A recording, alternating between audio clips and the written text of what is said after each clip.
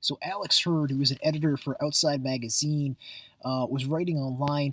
Let me just see if I can pull it up here real quick. I can't, but he wrote something along the lines of what separates what separates here you go, quote unquote. Could somebody point me toward an existing story that explains what separates top finishing Iditarod teams from teams that finish many hours and sometimes days behind them? Is it mainly that they have bigger, stronger, faster dogs?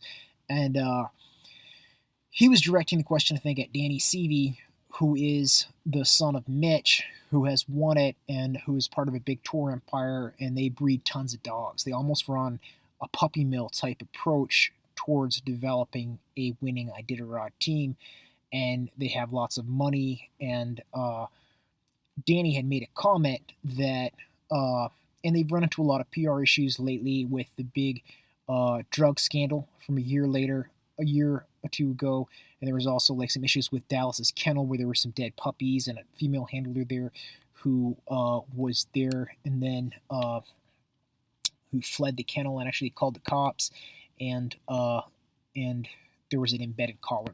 And when I was younger, in Montana, I had an embedded collar, and when I was working for Martin Boozer, I also had an embedded collar. Where I didn't have it, but Martin had it. And when you have young dogs growing fast, it's certainly not an ideal thing. And but that does happen in dog kennels. So I'm just saying, I'm just pointing out that the issue that I ran into in Montana was not that much different than sort of the public relations issue that Danny's brother Dallas has faced recently. So I'm probably not as dark a figure as some people online might want to buy into.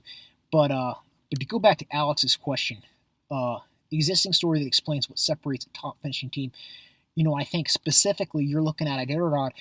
The guys who won this year, Kaiser and Jord, they're young guys. They obviously managed their dogs well. Number one, in terms of the preseason races, in terms of breeding the dogs right from the beginning, all of the dogs in those top teams genetically are talented, and a lot of them share common ancestors and have been, 5, 6, several dozens of generations back there, are all bred on highly performing in their ancestry, Iditarod and sprint mushing as well, competitive athletes. So dogs that, so there's great potential for the dogs, even from their pups, to become good. Now, uh, you know, so that's part of it. But then there's this huge thing of just being able to manage the team the right way in the race. Like there's all kinds of people who are racing the preseason races too hard, and there's people who are running at Iditarod and making strategic decisions that are not good in terms of managing the team by going out too hard or fast in the beginning and compromising their chances to finish strong, et cetera, et cetera, et cetera. And certainly, and I circle back and I point again to Dallas as a guy who was for years winning Iditarod and didn't run a single preseason race, so he wasn't having those dogs be mentally and physically taxed and overextended in those preliminary races. It's just like a human athlete, triathlete, or a marathon runner. You run a marathon 1 month, and then the next month, and then the month after, you try to peak and win a 100-mile ultra marathon. You might not be able to do it because you tax your body and your psyche, your psychology, by pushing yourself so hard in those other races. Whereas if you've had more of a steady approach and there's a lot of trust, and you haven't made those really hard long runs, you might be able to go to that ultra marathon and win. So that's an aspect too. But then you also want to test the dogs. So some interesting thoughts there. But the dogs, I don't think, certainly there isn't a size difference in the dogs from the back to the back to the front. There's definitely teams in the race that are not just not as prepared genetically and stuff like that. And there's plenty of back of the pack teams in my experience and knowledge that are puppy teams from competitive kennels that are just on a back of the pack schedule, and they're just trying to take the dogs up the trail to get them that experience, to position them to have confidence and be well rested. So the next year when they go to the race, they're going to have had in their memory a positive experience from running it, the year prior, and they're going to remember, well, that was a fun camping trip. And then next time around, they're going to go to that thing, and when they skip a checkpoint in the coast or something like that, it's not going to be a big psychological blow. And they'll also remember in their mind the trail from the year prior, and they'll have had the confidence of going through those landmarks and having overcome those challenges, whether it's the Yukon River, whether it's the Dallas Elk Gorge, whether it's the coast of Iditarod and the wind in the Topcock Hills, or whatever like that. Those geographic challenges, those weather challenges, these dogs will have been through all of those things, and they would have been more rested when they went through all those things. So the next year, it's going to be a piece of cake. They will remember at least that's the theory behind having a puppy team in the race, like having a junior varsity basketball team. And some of the guys don't have maybe the aren't as economically positioned to do that. You look at a Petit or Holmes. You look at like a CV or a Boozer or a King. Pretty typically, they've got a second team. Or even back in the day, a Swenson or a Susan Butcher. Pretty typically during their most successful years, even Kaiser had a second team in the race this year. Those big, dominant, well-sponsored, well-financed Iditarod kennels. It's just goes with it. You definitely want to have a big group of dogs coming up, because every year a couple of your dogs might get a little too old, and you cycle those dogs through, and then you bring in a couple new athletes and to be able to fill those positions in your Iditarod roster. This year a little bit interesting with the size of the dog teams dropped down a couple times. But one thing I wanted to point out was Danny had said something along the lines with none of those teams in the back of the pack would have a dog that can make it for top team. I would say no, that's not the case. There's some puppy teams back there. There's also some dogs, probably some stars in some of those teams that just aren't in a kennel with a musher or with a group of dogs around them as good, as good as they could be. Take for instance, I think there's probably several different examples for that. But the one that came to mind with me was Lance Mackey. I think one year took Jay Kadzow, who was up from Fort Yukon, native guy who still lives a very much subsistence lifestyle. Took some of his trapline dogs, and they finished with Lance. Another issue, I see Brent Sass the other day took a Joey Reddington sprint dog after Joey Reddington up there in Manly, Tanana Hot Springs area, had passed away, and he just won the quest. And I think that dog Jeep was in lead. So, but Jeep never would have won the quest if Joey hadn't passed away and hadn't ended up in Brent Sass's dog lot, because he was a sprint dog, and the sprint races are shorter distance races.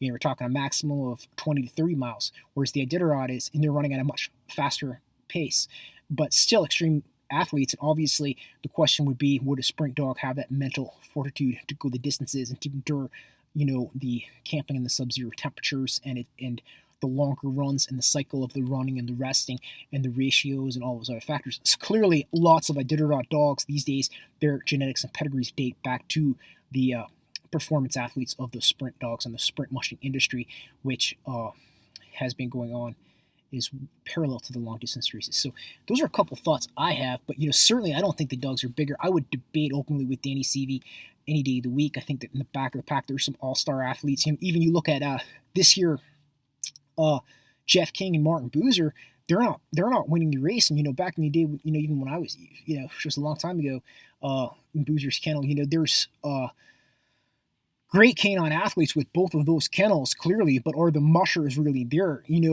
But now, but there's all kinds of kennels too that don't have what I'm saying near the talent that like a kennel that Martin or Jeff has in terms of canine athletes, in terms of the dogs. But the other side of it is, those guys might not be as motivated as like a Jor or as a Kaiser, because they're not as young. They've been doing this so long, they might be burned out on it, going through the motions, where these other guys are young, they're focused, they're hungry, they're making great strategic preseason decisions. They've got a great dog team. They're not, racing the dogs too hard in mid-distance, and they're not obviously also going out too hard at the early stages of the race. A couple years now, Petites come blasting into Uniclete first place, but hasn't been able to seal the deal. So, and I think, or like a Jesse Holmes going out hard and fast at the beginning, or Musher, or Matt Thaler, winning the Cusco this year, which was a very commending thing again. But, that might take a toll on the dog team, because that position you to win at Iditarod too. And that's not an observation against Matt as an individual. That's an observation about how these different races in the season and performance, sometimes not as well, impact the performance of the dogs. So just some rambling thoughts from someone who's clearly been sort of watching the sidelines this for a while. But yeah, I think let's look at this thing again. Is it mainly they have bigger, stronger, faster dogs? And that's not it. It's managing the dogs. It's the focus and the desire of the person who's the musher, the preparation, and if you're Blair Braverman and you've got 3 all-star athletes and a bunch of other dogs or some young dogs, you know what I mean? Maybe a couple of your dogs could go with a competitive team. But again, it's like the Reddingtons. Both Reddingtons scratched from Iditarod this year. Maybe they need a better musher. You know what I mean? Maybe they need a musher who's not doing things in the other races that are not, uh, you know, uh, creating a vulnerability in terms of their ability to perform in Iditarod. You know what I mean? And finances and everything else always play into this stuff too. But the dedication, the restraint, not to try to win the race in the first few days. And that's something that, all of the commentators for Iditarod for quite a long time have been, focusing. You have to have a conservative approach, and certainly Kaiser and Jor. But, Kaiser and Jor are both really light guys, too. They're lightly built. Like, I don't know how much Kaiser weighs, but he is not a big person. You know what I mean? Dallas was like that, too. Mitch is like that, too. But these guys made the decisions to get to know him first. And, Zirkle, Royer came on strong. A lot of those guys, I just think a lot of those teams just peaked too early. They peaked coming off the Yukon River to Caltag to Unalakleet, and then then the other group just caught them and beat them on the coast. And that's like when Nick Petit was coming into that checkpoint. I mean, Nick Petit's team is beautiful. Nick Petit's team is, and not just Nick Petit's team, but Jesse Holmes' team is beautiful. Matt Failer's team is beautiful. These dogs are canine athletes that are on par, with Kaiser's team, with Jor's team, and those are three mushers I mentioned just because they're kind of in the limelight, but there's probably another dozen teams easily. I mean, Martin Boozer's team is beautiful. Jeff King's dog team is beautiful. Those dogs are as good, and a lot of Kaiser's dogs and Jor's dogs and these other top teams' dogs genetically go back to, high-performing athletes from Jeff or Matt Failer from Martin Boozer's kennel too, so a lot of it's managing the dogs, a lot of it's having the focus, having the good, smart schedule, and being able to have that restraint and not push too early, and to be able to prepare the dogs and be able to have a good group of dogs that are evenly matched and that are positioning yourself and the dogs to excel. And I think it's fun to have that new champion. But again, I just go back to the fact there's just so many competitors that aren't in the race, and there's also so many competitors that are in the race that aren't just simply are not as motivated as the guys who win it, and who are not as just in terms of the finances and the positioning and everything like that. There's a lot of factors there. I mean, Matt Failer, it's great to see him do it. Great to see him win the Cusco this year, but he's a guy who's got a great position in a tourist business. Even like a CVD series. They have so many good position in terms of the economics that Mitch flounders this year. It's not going to affect the CV kennel, or Martin Boozer or Jeff King don't win. It's not going to affect the CV kennel, and I think for the most part, I just don't see, Iditarod's become a big business. I don't see, you just don't see those village dog teams out there in the race anymore. And that's why I just want to go back and quickly pitch it again and mention my one dog class idea, my vision, the spirit of Alaska, the native, the indigenous, lowering the barrier to entry, one dog, right? One human athlete on skis, right? The hunting and the fishing, not about getting a big sponsor, not about being the manager of a tourist business or owning a tourist business and being economically positioned, right, to be able to finance the dog mushing thing. It's about what you yourself can do, self-reliance, right, and about living off the land, which were those hallmark virtues and values. Joe Reddington Sr., Danny's granddad even, those early pioneers of race in Alaska. That's what they wanted to preserve, and they wanted to celebrate, and they wanted to memorialize with that race and keep the sport in the villages and not be about development. So it's that dichotomy, I don't even know what the right word, but subsistence, indigenous versus development. In the one dog class race, the genius of it is it brings it into the context of sustainable development. It says, hey, there's a pathway through this, thing where it's about money, and then living off the land, and these people, who are doing the nature thing, they're left behind, right? And there's a pathway that we can use the dog mushing sport, and we can take it, we can bring that barrier, the economic financial barrier down. We can still have the dog and the man working together. We can go back to the thing that Joe Sr. was trying to memorialize, which was the subsistence, which was that indigenous thing. And we can say, let's look at the national parks. We want to preserve not just a great, big, beautiful natural park like Denali Park in Alaska and the wilderness. We want to preserve, like Theodore Roosevelt in the Dakotas, in Yellowstone, in Teton. We want to preserve man's relationship in balance and harmony with the landscape. We don't want to lose that part of us. And that's what the one dog class does. It takes the subsistence, versus development thing, and it reframes it into a sustainable development, a possibility to not just preserve a place, right, and have people from the city go for a hike, but then have the locals struggling around there and having access to that big national park, just like access to Iditarod, right?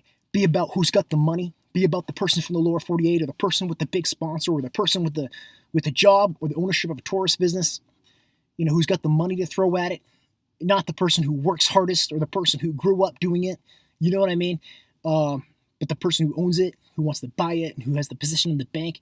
We want to, this brings it back. We don't want to just preserve the big wilderness. We want to preserve man's relationship with the earth.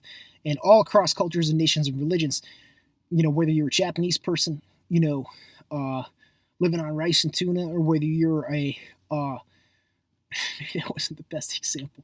You know what I mean? Or, whether you're a person from California or whether you're a person from Alaska or whether you're a person from Maine or from Florida or Texas, in our ancestral DNA, 5 generations back, people lived off the land. They did it in different ways, in different places, but that knowledge is there. We can reprogram that into people with this race idea. We can reprogram into that. We can have competitions at these national parks. We can leverage conservation in the national parks. We can leverage the preservation of resources and how our human health is aligned and one with the Earth's health. We can leverage those things towards this overarching goal of, global sustainability, and we can unite the differences we have with each other, whether it's the differences with cultures and religions and the differences with nations. We can use this thing like a sport, approach it like a sport, and it can be something that can be uniting us and amazing and accomplish all of these goals of sustainability and become a way of life that unites us and that is beautiful and that is like relating with the earth and each other, and it's competition and sport and lifestyle, so where our food comes from, how we relate to the earth, those things, this is the overarching thing. But dog mushing, this stuff from, Pete Kaiser, a Iditarod champion, he grew up doing this stuff. This will be second nature to some of these people, especially in Alaska, especially living off the road system. And that's why this dog mushing community in this state of Alaska, in this one dog class race, to a lot of people it sounds silly, but to the dog mushing community, it